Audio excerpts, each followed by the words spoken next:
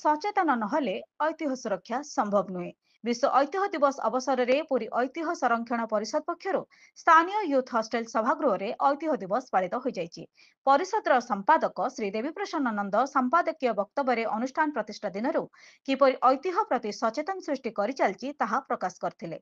Doctor Suresh Kumar Mishra दिवसर आभिमुख्य प्रकाश करी कहिथिले जे पुरी रे 264 ऐतिह्य स्थान, कोणार्क अंचल में 54 एवं ब्रह्मगिरी अंचल में 152 ऐतिह्य स्थान ठाब कराई तालिका प्रस्तुत होइछि। सेगुड़िकर संरक्षण करानगले अगणित ऐतिह्य लोप हेला परि एगुड़िक मध्य लोप होइजिव।